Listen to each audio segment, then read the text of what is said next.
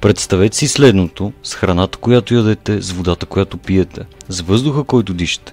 Вие консумирате нещо невидимо, неестествено и потенциално вредно, малки частици пластмаса. Звучи доста смущаващо, нали? Учените изчисляват, че средностатистическият човек консумира толкова микропластмаса всяка седмица, колкото една кредитна карта, т.е. около 5 грама пластмаса. Би ли могла тази плашеща статистика да е истина, или това са недобре изчислени данни? На този въпрос ще отговорим по-късно, но истината е, че защо изобщо трябва да ни интересува. Факт е, че тези малки фрагменти, известни като микро- и нанопластмаса, са навсякъде. В нашите океани, нашата почва, нашата храна, дори и във въздуха, който дишаме всеки ден. Пластмасата и пластмасовите частици се разграждат в околната среда с течение на времето, попадайки в моретата, океаните, реките, почвите и въздуха. Малките пластмасови частици, наречени микро- и нанопластмаса, навлизат в рибата или морските дарове по хранителната верига и след това в човешкото тяло, когато биват консумирани.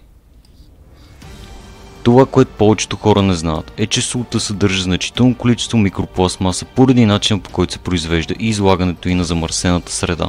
Повечето готварска сол, особено морската, идва от изпарена морска вода. Океаните и моретата са силно замърсени с пластмасови отпадъци, които се разпадат на микропластмаси, които след това се смесват с водата. Докато водата се изпарява, за да се получи морската сол, тези микропластмаси могат да останат, вграждайки се в солните кристали.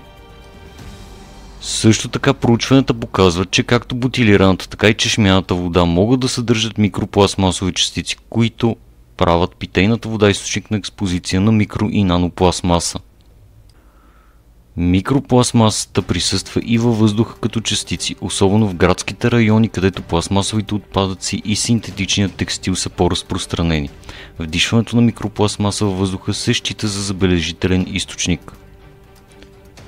Материалите за опаковане на храни, особено пластмасовите опаковки, могат да отделят също микропластмасови частици в храната, чрез процес наречен абразия. В контекста на микропластмасата абразията се случва, когато пластмасови материали като опаковки, контейнери или синтетичен текстил са подложени на триене или многократно боравене, което кара малките пластмасови частички да се отделят и да навлязат в околната среда.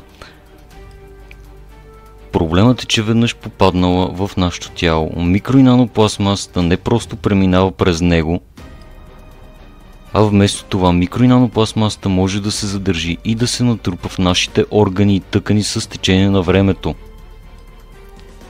Има проучване, което установява, че средно хората могат да поглъщат приблизително 5 грама пластмаса всяка седмица, което е еквивалентното тегло на една кредитна карта.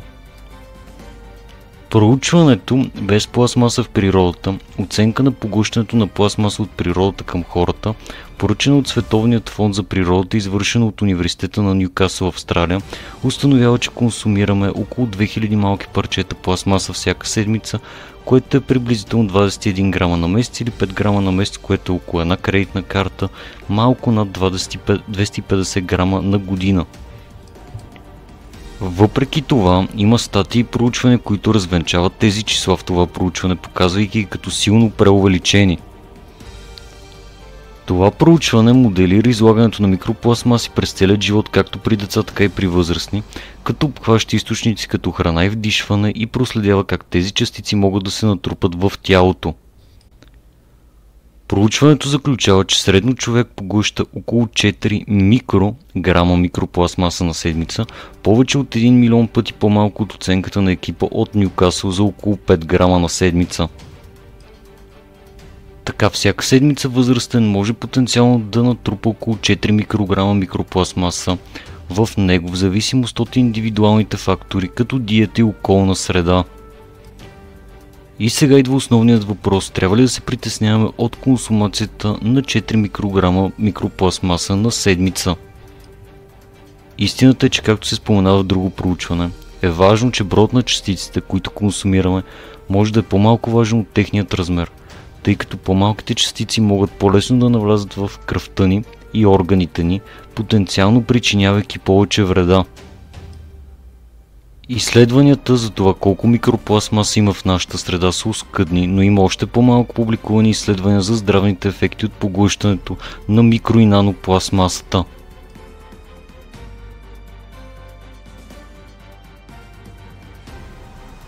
През 2022 година микропластмаса е открита в човешка кръв, като това е проучване публикувано в Environment International през 2022 година.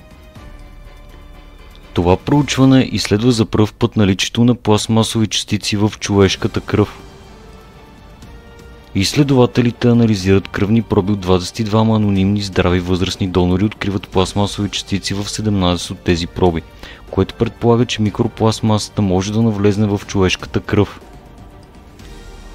Това откритие повдига важни въпроси относно потенциалните въздействия върху здравето на пластмасовите частици, циркулиращи в човешкото тяло, тъй като предишни проучвания са фокусирани предимно върху микропластмасата в околната среда или други части на човешкото тяло, като червата. Преди да продължим, ако за сега видеото ви харесва, моля дайте му палец нагоре и се абонирайте за канала, за да го подкрепите, и ако искате да гледате още видеа на подобна тематика в сферата на здравеопазването. Благодаря! Но нещо, което е по-интересно, може би и по-смущаващо, е открито в едно от последните проучвания, които се появяват. Това е документ за предпечат, който е все още в процес на проверка и е публикуван онлайн от Националният институт по здравеопазване. Изследователите откриват особено тревожно натрупване на микропластмаса в мозъчни проби.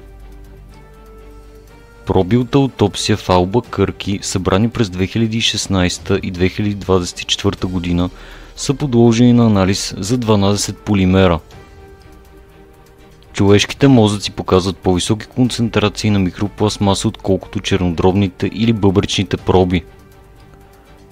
Това, което е притеснително, е, че всички органи показват значително увеличение от 2016 до 2024 година, като полиетиленът е преобладаващият полимер.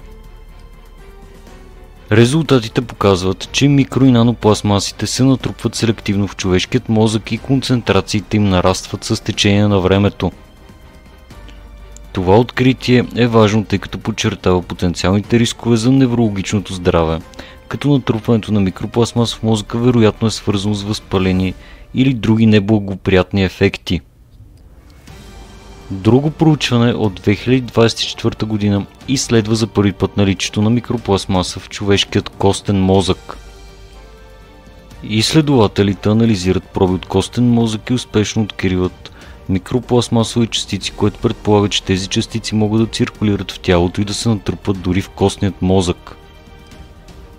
Това откритие е важно, тъй като костният мозък играе ключова роля в производството на кръвни клетки и поддържането на нашата имунна система.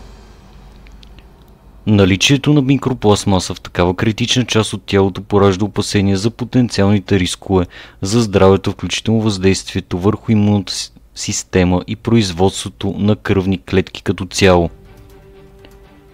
Друго проучване, публикувано през 2024 година, изследва наличието на микропластмаса пък в ставите на долните крайници на човека.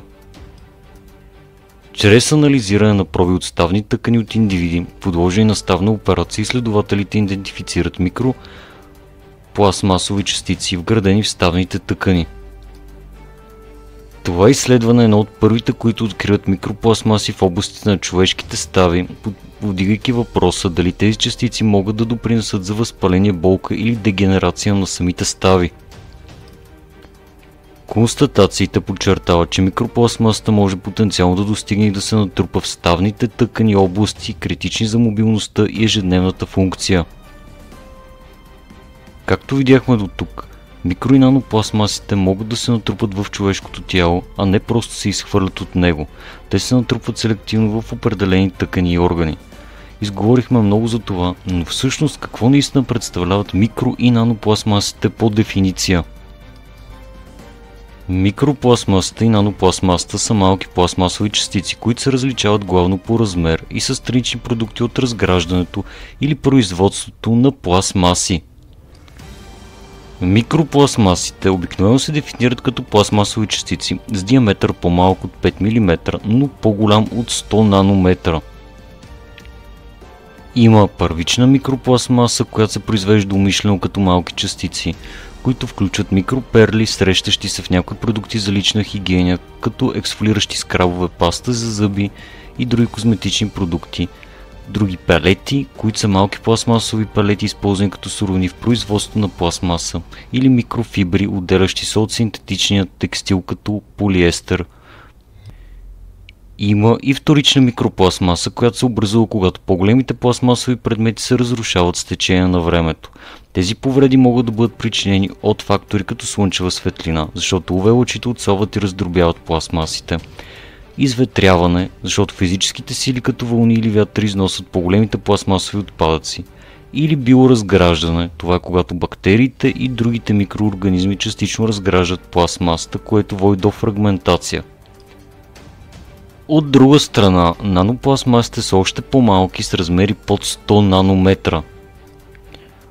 Тези частици могат да бъдат резултат от по-нататъчното разграждане на микропластмасовите частички или да бъдат произведени в промишлени процеси. И тук идва важната част, защото нанопластмасите са особено тревожни поради малкият си размер, който им позволява да проникнат през биологичните бариери и потенциално да навлязат в клетките и тъканите ни. Тези малки частици често са достатъчно малки, за да преминат през системите за филтриране на водата и след това можем несъзнателно да ги погълнем. И така, но как микропластмасата попада конкретно в нашата храна? Това става чрез процес, наречен биоакумулация. Този процес започва във водата, в моретата и океаните, където риби и други морски създания случайно консумират тези малки пластмасови частички, бръкайки ги с храна. Тъй като тези микропластмаси и нанопластмаси се движат нагоре по хранителната верига, те в крайна сметка достигат до нашите чинии. Както споменах в началото на видеото, микропластмаса и нанопластмаса е открита и в готварската сол, може би малко чудощо в меда и дори някои плодове и зеленчуци, които могат да абсорбират частици от почвата или водата, в която растат. Както споменах в началото на видеото, дори въздухът би могъл да бъде източник на микро и нанопластмаса, но наистина важният въпрос е какво означава всичко това за нашето здраве и колко всъщност е опасна микро и нанопластмасата за нашето благополучие. Нека да видим какво казват проучванията, защото за жалост те не са много за сега. Първото проучване изследва дали малките пластмасови частици, т.е. микро и нанопластмасите, могат да увеличат риск от сърдечно-съдови проблеми при хората. Предишни проучвания намекват, че тези частици могат да навредят на сърдечно-съдовата система, но все още липсват доказателства при хора. Изследователите са изследвали 304 пациента, които са били подложени на процедура за премахване на натрупаната плака в техните каротидни артерии, т.е. главната артерия, доставяща кръв към мозък. Те проверяват дали тези плаки съдържат микро и нанопластмаса с помощта на усъвършенствани техники за тестване. Изследователите също така измерват свързаните с възпалението молекули в плаките. Основната цел е да се види дали пациентите с микро и нанопластмаса в плаката си имат по-висок шанс за сериозни сърдечни събития, като инфаркти, инсулти или смърт в сравнение с тези без такива частички. Изследователите установяват, че 58% от пациентите имат пластмасови частици, особено полиетилен, намиращ се в много ежедневни продукти, и поливинилхлорид.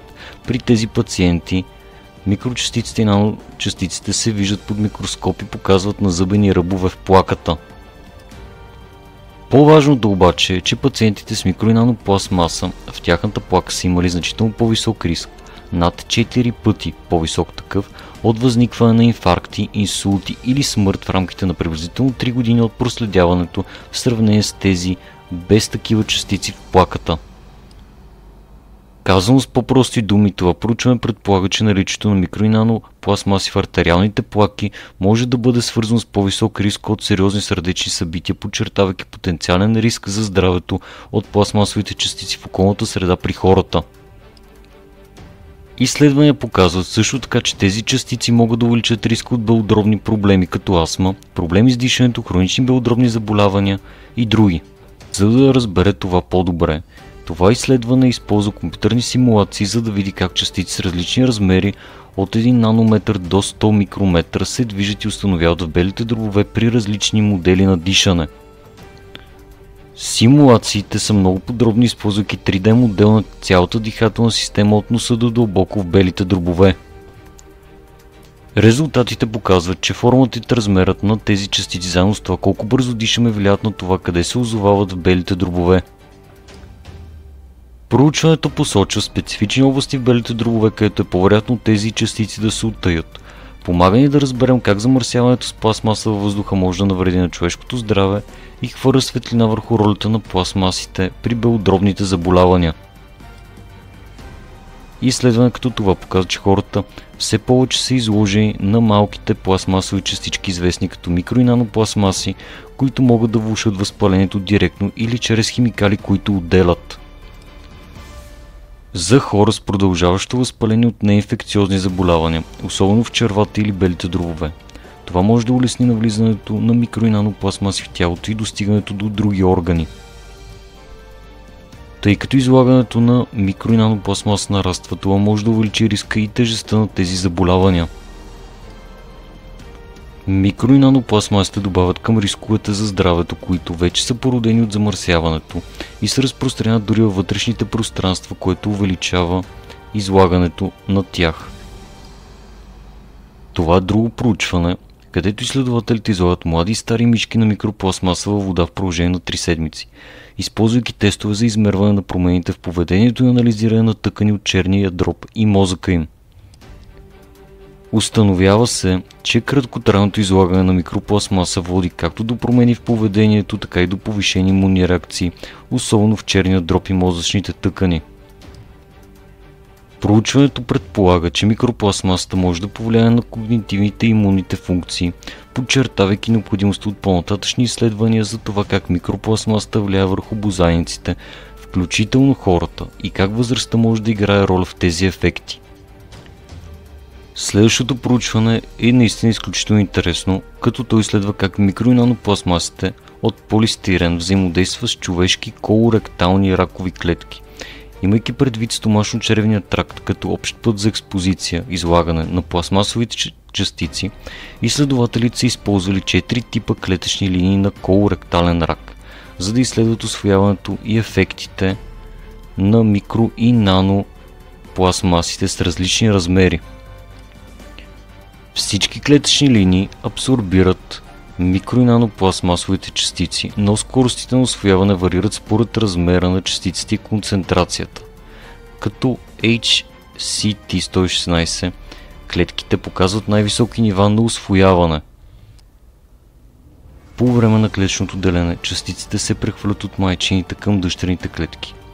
Т.е. частиците не се елиминират от клетките, което показва тяхната устойчивост. Краткосрочното излагане на най-малките частици значително увеличава клетъчната миграция, което предполага потенциалната роля в насърчаването на метастази, където раковите клетки се разпространяват към нови места. Като цяло, проучването подчертава токсикологичното въздействие на микро- и нанопластмасите върху раковите клетки, по-специално техният потенциал да насърчават разпространението на рака. Ново и тревожно откритие предвид нарастващата криза с пластмасовото замърсяване. Известно е, че микропластмасите носят токсични химикали, включително ендокринни разрушители, които пречат на хормоналната функция.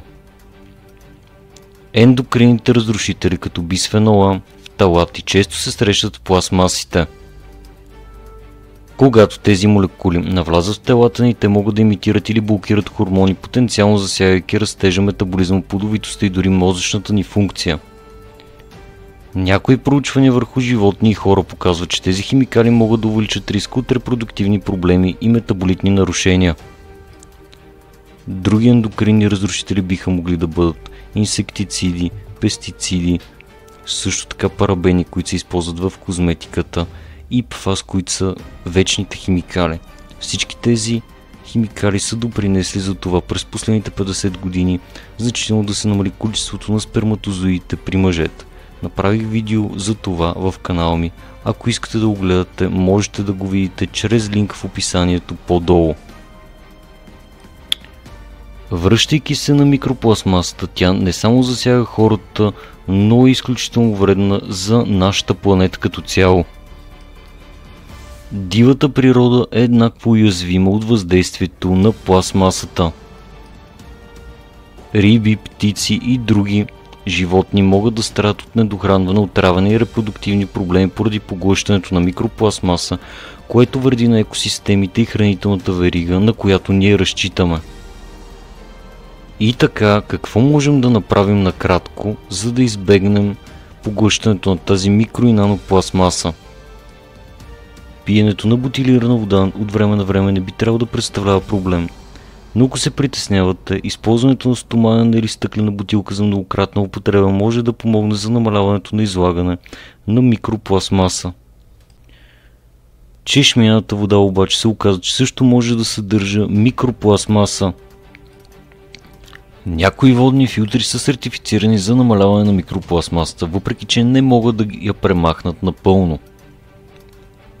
Също така има проучвания, които показват, че кипването на чешмяната вода, оставянето й да се охлади и след това филтрирането й може ефективно да намали съдържанието на микропластмаса в нея. Като цяло, използването на филтър обикновено е по-лесен и по-удобен метод за намаляването на нивата на микропластмаса в питейната вода. Пластмасовите контейнери за съхранение и опаковане на храни са толкова разпространени, че е трудно също така да се избегнат напълно. Най-добрият вариант обаче е да избягвате използването на пластмаса за съхранение на храна или течности, когато можете.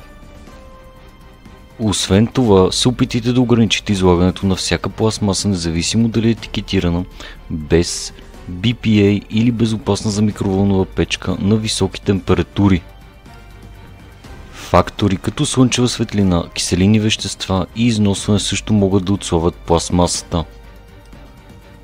Тъй като рибата и голяма част от морските деликатеси могат да натрупват микро- и нанопластмаса, помислете за намаляване на приема на тези храни, особено от замърсени източници.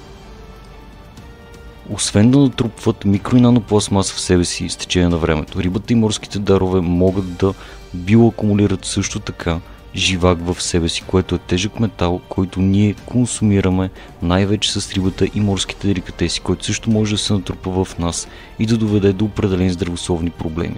Направих видео за това, ако искате да го гледате, може да го направите като посетите каналът ми или чрез линк в описанието по-долу.